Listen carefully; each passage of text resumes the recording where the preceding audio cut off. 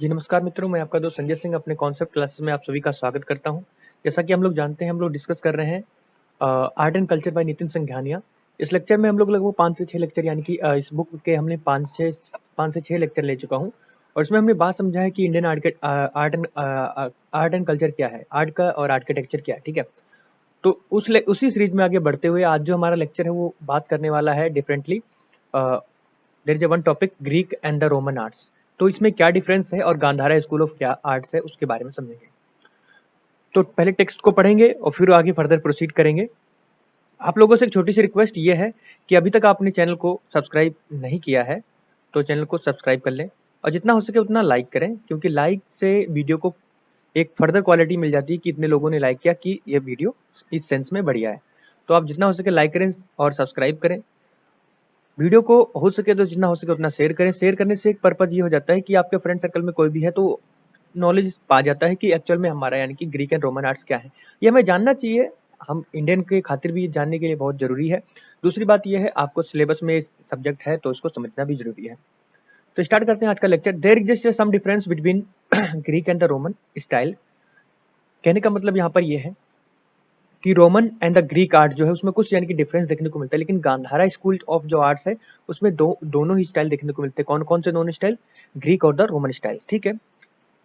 Idealistic styles of the Greek reflected in the muscular depiction of the god and other other men showing the strength and beauty। कहने का मतलब यहाँ पर यह है कि एक्चुअल में अगर यानी कि जो आइडियलिस्टिक स्टाइल देखी जाए ग्रीक की, जो ग्रीक ने यानी कि एक स्टाइल बताई यानी कि बनाने की स्कल्पचर्स को, ठीक है।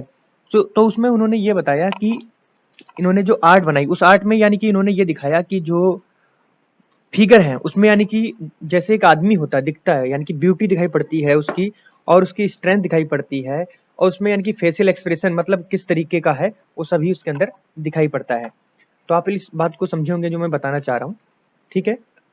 Lots of Greek mythological figures from the Greek Parthenian have been sculptures using marbles। कहने का मतलब यहाँ पर यह है कि जो ग्रीक के बहुत सारे जो माइथोलॉजिकल यानी कि जो फिगर्स हैं जो ग्रीक यानी कि ग्रीक में देखने को मिलते हैं, उसमें मतलब ये देखने को मिलता है पार्थेनियन मतलब बहुत सारी पुरानी यानी कि स्कल्पचर्स देखने को मिलती हैं जो मार्बल को यूज करके यानी कि मार्बल को यूज कर अच्छी अच्छी आइडल बनाते थे। ठीक है।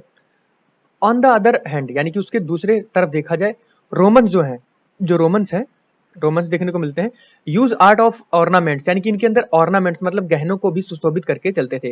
यानी कि अगर हम लोग बात करें बैक केस में, यानी कि जो ग्रीक हैं, ग्रीक क्या करते थे, मार्बल को यानी कि जो मार्बल से तस्वीरें बनाते थे, और तस्वीरें नहीं मतलब यानी कि आइडल मतलब मूर्ति बनाते थे, तो उसमें यानी कि ये दिखाते थे एक्चुअल में कि उनका शेप कैसा है और साइज कैसा है, इस टाइप से वो दिखाने की कोशिश करते हैं। लेकिन अगर बात करें रोमन के केस में, वो लोग यानी कि ऑर्नामेंट, डेकोरेशन, ठीक है, रियलिस्टिक नेचर और oppose by the Greek idealism. कहने का मतलब यहाँ पर यह है ग्रीक ने इस तरीके का जो आइडलिज्म है इसको यानी कि अपोज किया था कि हम ना ऑर्नामेंट्स को यानी कि प्रमोट करेंगे और ना ही कोई डेकोरेशन के बारे में। लेकिन रोमन के केस में देखने को मिलता है उनके अंदर जो व्यक्ति थे उन्होंने यानी कि ऑर्नामेंट्स मतलब गहने पहने हुए इस टाइप से यानी कि मूर्तियां बनती थी, और डेकोरेशन मतलब साड़ी वगैरह जो भी उनका पहनाव था उस तरीके से सुशोभित होता था। Roman art objects Roman art projects realism and depicts real people and the major historical events. कहने का मतलब यहाँ पर जो रोमन आर्ट्स है वो उसमें ये देखने को मिलता है रियल यानी कि एक्चुअल में क्या real depicts real people major historical events. कहने का मतलब यहाँ पर ये है कि जो रोमन आर्ट है उसमें यानी कि ये देखने को मिलता है एक्चुअल में यानी रियल आदमी खड़ा हो या रियल मतलब उसमें अगर जान डाल दी जाए तो चलने लगे, इस तरीके का हिस्टोरिकल इवेंट को भी उसमें ऐसे तरीके से दिखाया गया कि ये सामने यानी कि घटित हो रहा हो ऐसा फील होता है। ठीक है। रोमन यूज कंक्रीट, यानी कि जो रोमन थे वो यानी कि अपनी यानी कि जो स्कल्पचर्स बनाते थे उसमें यानी कि कंक्रीट को भी यूज करते थे अपने स्कल्पचर्स बनाने में। ठीक है।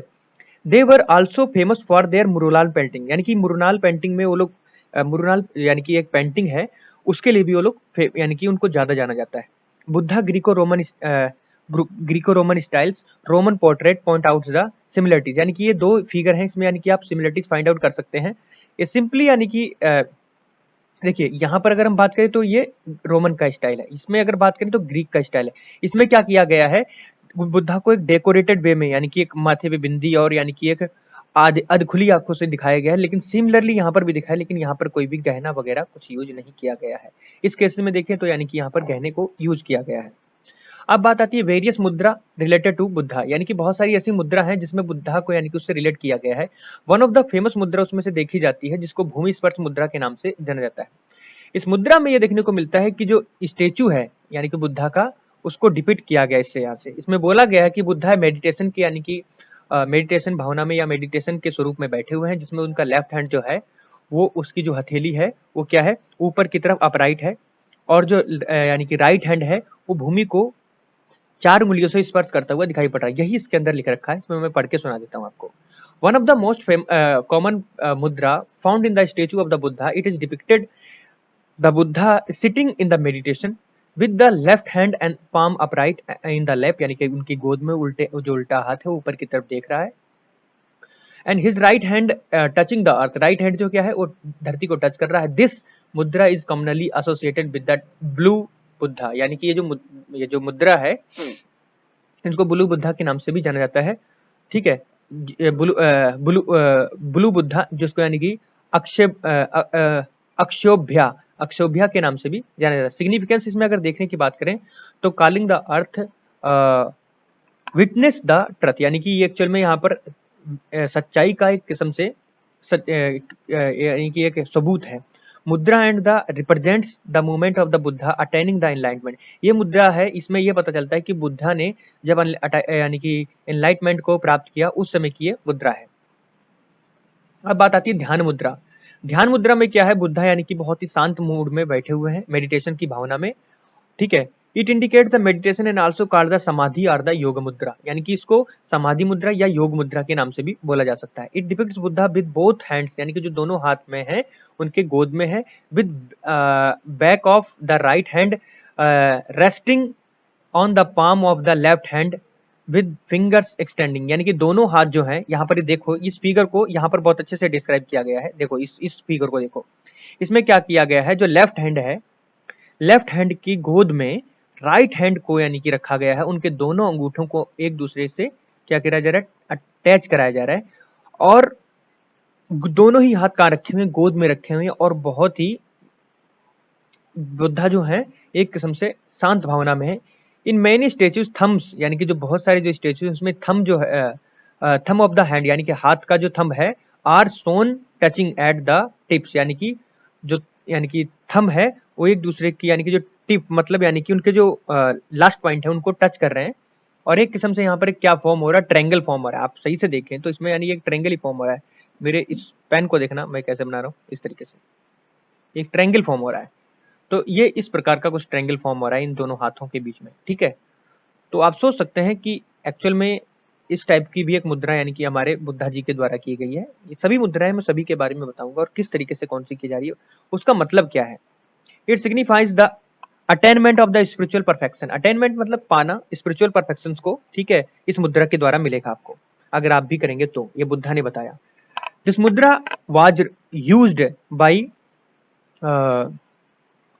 Buddha during the final meditation under the Bodhi tree, यानी कि ये जो बोधि ट्री के नीचे यानी भगवान बुद्ध को यानी कि एनलाइटमेंट मिला था, मतलब ज्ञान की प्राप्ति हुई थी, उस समय भगवान बुद्धा ने यही यानी कि क्या बोलते हैं, इस मुद्रा का भी यानी कि क्या बोलते हैं यूज किया था या मतलब प्रयोग किया था। ठीक है, अब बात आती है वितर्का मुद्रा। इस वितर्क मुद्रा में आप इस हाथ यहाँ पर इस आइडल में आप नहीं समझ पा रहे होंगे, लेकिन उसी चीज को यहाँ पर बहुत अच्छे से एक्सप्लेन किया गया है।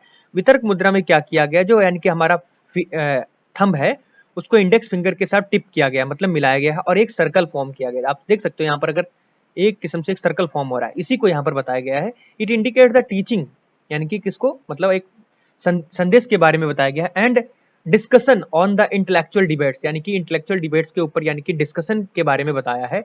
The tip of the thumb, यानी कि थंब की जो टिप है, and the index finger touch each other, एक दूसरे को टच कर रहे हैं, एंड फॉर्मिंग अ सर्कल, एक सर्कल को फॉर्म कर रहे हैं ऑन द राइट हैंड, यानी कि सीधे हाथ में। This is position at the soldiers, यानी कि ये जो पोजीशन है सोल्जर के तक, मतलब यानी कि देखो यहाँ पर देखो ये कंधा है, और कंधा के बराबर यानी कि उसकी उंगलियां आ रही हैं, तो मतलब ये कंधे के बराबर लाकर इसको करना है। The right hand position at the soldier level and the left hand at the hip यानी कि हिप लेवल, जो राइट हैंड है उसको कमर के बराबर रखा गया है। इन द लैप यानी कि किसमें, उसकी गोद में, विद पाम फेसिंग, उसकी जो पाम है अपवार्ड मतलब ऊपर की तरफ यानी कि आकाश की तरफ, यानी कि लेफ्ट हैंड की जो पाम है मतलब हथेली है उसको ऊपर देख रही है। इसका मतलब क्या उसको समझते हैं। It signifies the teaching phases of the Buddha, teaching phases of preaching Buddhism. कहने का मतलब यहाँ पर यह है कि ये क्या बताता है कि टीचिंग फेजेस यानी कि जो फेजेस हैं किसकी, बुद्धा यानी कि टीचिंग की जो फेजेस हैं, फेजेस मतलब एक किस्म से कहते नहीं है first phase, second phase, third phase, मतलब एक किस्म से लहर। तो लहर को ना कहकर, यानी लहर एक बढ़िया वर्ड नहीं है लेकिन मैं फेज को यूज करके चलूंगा। You are the all the English medium students, you have a much more means of this particular word phase. तो फेज कितनी फेज वैल्यू या जो भी है, तो टीचिंग फेज है किसकी, यानी कि प्रीचिंग इन बुद्धिज्म, यानी कि बुद्धिज्म में आप किसी भी यानी कि ज्ञान को या किसी संदेश को दे रहे हो तब उसकी यानी कि एक किस्म से फेज मानी गई है। The circle formed by the thumb and the index finger, जो यानी कि सर्कल बनाया जा रहा है, मैंने अभी बताया यहाँ पर, ये देखिए यहाँ पर जो यानी कि एक सर्कल बन रहा है इंडेक्स फिंगर और यानी कि किसके द्वारा, थंब के द्वारा, वो ये बता रहा है कि maintain the constant flow of energy. आपके हृदय में या आपके शरीर में जो कांस्टेंट फ्लो ऑफ एनर्जी है, मतलब कांस्टेंट मतलब कहीं से ना स्टार्ट हो रही है ना कहीं पर खत्म हो रही है, मतलब एक फ्लो बना पड़ा है स्टार्ट इस तरीके से, राउंड राउंड राउंड राउंड, यानी आप यहाँ पर देख सकते हो, यहाँ पर देखो इस तरीके से ये फ्लो बना पड़ा है, कहीं पर रुक नहीं रही है। तो ये बताना यहाँ का मतलब है, ठीक है। As there is no beginning and no end only perfection, कहने का मतलब यहाँ पर ये है, यहाँ पर ना तो कहीं पर ये एनर्जी शुरुआत हो रही है और ना ही कहीं पर खत्म हो रही है, बस ये है कि एक कांस्टेंट फ्लो में बह रही है। ये बताने का इस मुद्रा से मतलब है वितर का।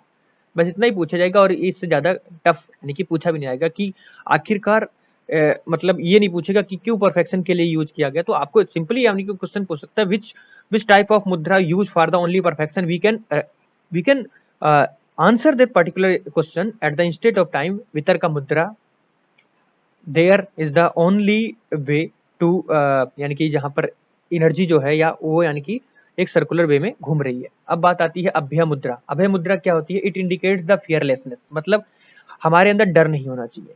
द राइट हैंड जो सीधा हाथ है is red at the shoulder level upright and arm band, यानी कि जो उसकी भुजा है, यहाँ पर देखो ये जो सीधा हाथ है इसको यानी कि सामने देख रहा है, और ये जो आर्म है मतलब ये आर्म जो आपको देखने को मिल रहा है, आर्म मतलब भुजाएं, वो क्या है, एक बेंट मतलब यानी कि वी आकार में है, ठीक है, मुड़ा हुआ, ठीक है। The palm of the right hand, यानी कि जो सीधे हाथ की जो पाम है मतलब हथेली है, वो फेस टुवर्ड्स मतलब सामने देख रही है, and the fingers are upright and joint, और जो फिंगर्स है सारी ऊपर की तरफ है और एक दूसरे में जुड़ी हुई है। बात समझ में आ गई।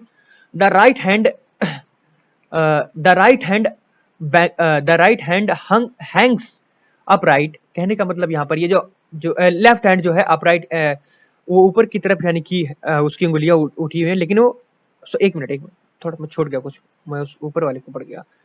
द लेफ्ट हैंड यहाँ पर देख रखा हो, ये कह रहा है the left hand Hanks downward, यानी कि जो उल्टा हाथ है वो नीचे की तरफ यानी कि यहाँ पर लटका हुआ है। ये देखो यहाँ पर ये जो उल्टा हाथ है यानी लेफ्ट हैंड जो है उसे नीचे की तरफ देखा हुआ है और बोल रहा है downwards by the side of the body.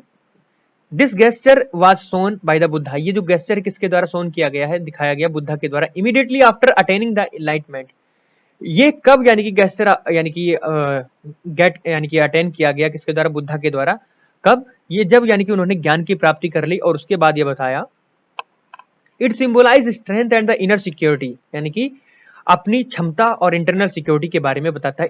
It is a gesture which instil a sense of the fearlessness to the other as well, कहने का मतलब यहाँ पर यानी कि आपको फियरलेसनेस नहीं दिखाई पड़ता है, और क्या बोलता हूँ दूसरे भी यानी कि इसी तरीके से हैं। अब बात आती है धर्म चक्रा। धम्म या धर्म चक्रा के बारे में यहाँ पर बताया गया है। इसका मतलब ये होता है it means a turning wheel of the धर्म, यानी कि धर्म का एक जो चक्र है वो पूर्ण तरीके से चल रहा है। जैसे बुद्धा ने अपने हाथों से बताया, इस हाथ में देखिए एक सर्कल बन रहा है, इस हाथ में एक सर्कल बन रहा है, और धर्म का जो चक्र इन दोनों पहिए पर चल रहा है। तो मतलब आदमी को अपने अंदर यानी कि धर्म का चक्र चलाना चाहिए, और उसका यही मतलब होना चाहिए, हमेशा सत्य बोलना चाहिए। इसका मतलब ये है, मैं उस चीज को इस टेक्स्ट के द्वारा बता देता हूँ। It means the turning of wheel of the धर्म चक्र that is setting into the motion wheel of the धर्म। दिस मुद्रा इन्वॉल्व्स बोथ हैंड्स, यानी कि ये जो मुद्रा है दोनों हाथों को यानी कि इन्वॉल्व करती है। The right hand is held at the chest, यानी कि दोनों जो सीधा हाथ है वो चेस्ट के बराबर होना चाहिए, with the palm facing outward, यानी कि बाहर की तरफ, पाम जो उसकी हथेली जो बाहर की तरफ फेस करना चाहिए। Mystic circle is sorry, mystic circle is formed by joining the tip of the index finger and the thumb, यानी कि इसमें भी वही करना है, इंडेक्स फिंगर को थंब से ज्वाइन करना है, एक सर्कल फाउंड करना है। लेफ्ट हैंड भी यही करेगा, लेकिन उसको इनवर्ड मतलब अंदर की तरफ यानी कि फेस करना पड़ेगा, और सिमिलरली ये भी यानी कि एक सर्कल को फॉर्म करेगा। This gesture is was exhibit by the Lord Buddha while the preaching, यानी कि ये एग्जिबिट किया गया था बुद्धा के द्वारा, जब उन्होंने यानी कि क्या किया था, अपना एक यानी कि फर्स्ट sermon दिया था। कहाँ पर? आप जानते हो सारनाथ में, यानी कि जो डियर पार्क है वहां पर, यानी कि ये यानी क्या बोले, सारनाथ पार्क में या सारनाथ स्थान जो है वहां पर, यानी कि पहला संदेश दिया गया था वहां पर, यानी कि एग्जिबिट किया गया था इस पर्टिकुलर गेस्चर को, कि धर्म का चक्र अपने अंदर चलाना है और इसको बनाए रखना है।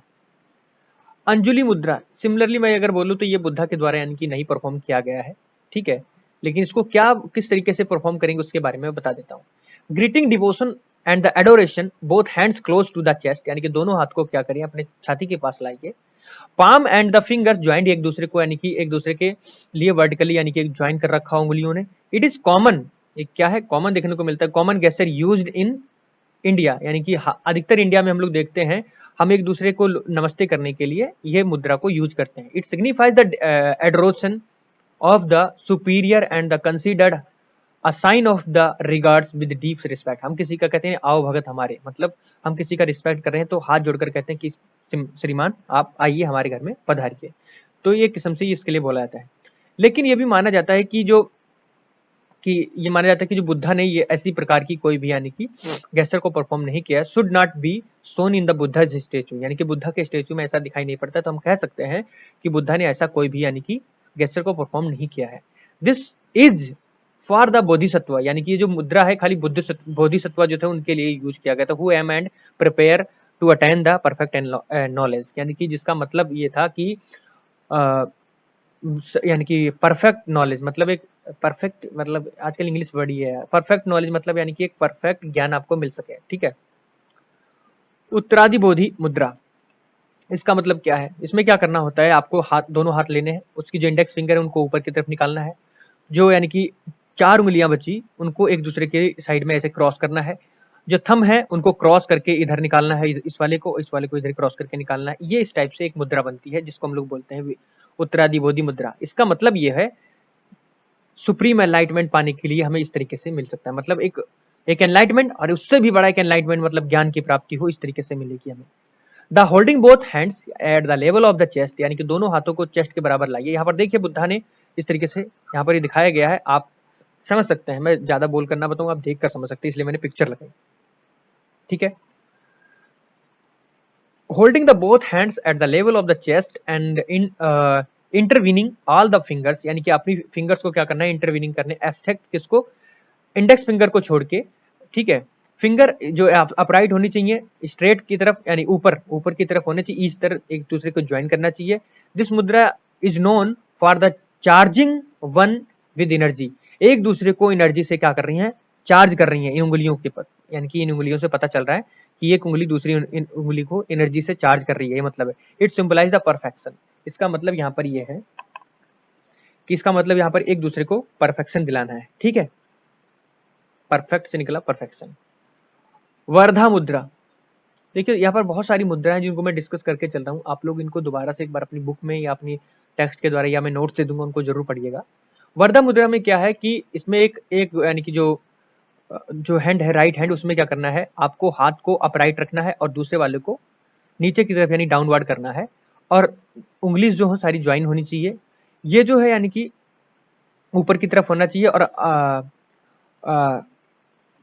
अपवर्ड यानी कि उंगलियां होनी चाहिए, और यानी कि जितनी भी यानी कि जो क्या पाम जो है फॉरवर्ड देखना चाहिए, इसमें भी फॉरवर्ड हो लेकिन डाउनवर्ड यानी कि डायरेक्शन होनी चाहिए। तो इसको पढ़ लेते हैं, समझ लेते हैं।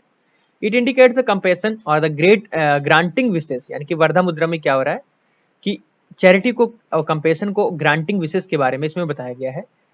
The right arm is extended, जो सीधा हाथ है उसको यानी कि एक्सटेंड किया गया इन द नेचुरल पोजिशन, ठीक है।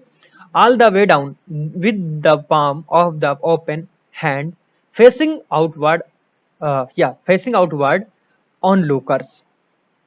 If standing arms is held slightly extended to the front, can be a left hand gesture as well. Similarly यानी कि अगर सीधा हाथ ऊपर की तरफ है तो उसी तरीके से उल्टा हाथ भी यानी कि बायां हाथ भी नीचे की तरफ और उसी डायरेक्शन में होना चाहिए। ठीक है। द मुद्रा सिग्निफाइज 5 परफेक्शन, यानी कि 5 प्रकार के परफेक्शन को यानी कि ज्ञान के बारे में बताता है। कौन सा? Generosity, morality, patience and effort and meditative concentration. ठीक है, कंसंट्रेशन थ्रू 5 एक्सटेंडेड फिगर्स, यानी कि ये जो यानी कि 5 फिगर्स के अंदर जो यानी कि डिवाइडेड किया गया इस बॉडी को, उसके द्वारा यानी कि जो बॉडी का जो एक पोस्चर है इसमें 5 चीजें आपको मिलेंगी। वो कौन सी हैं? Generosity, morality, patience, efforts and meditative concentration. And इसके द्वारा हमें यानी कि 5 प्रकार के एक्सटेंडिंग यानी कि क्या मिलेंगे हमें? परफेक्शन देखने को मिलता है। हालांकि इनका कोई इतना यूज नहीं दिखाया गया है, इनको यानी कि मुद्रा के बारे में बता तो दिया गया है, पूछा आज तक एग्जाम में नहीं गया। कर्ण मुद्रा क्या है? कर्ण मुद्रा it indicates the wording of evil, यानी कि हमारे अंदर बुराइयां नहीं आनी चाहिए। वार्ड मतलब उसके लिए एक दरवाजा खड़ा कर रहा है, वार्डिंग ऑफ मतलब उसको बंद कर दे evil. Hand is stretched out, यानी कि जो हाथ है उसको ऊपर की तरफ किया गया है। आइदर द हॉरिजॉन्टली रखना है या वर्टिकली उसको रखिए। ठीक है, उसमें करना क्या है? विद द पाम जो होनी चाहिए फॉरवर्ड मतलब सामने की तरफ होनी चाहिए।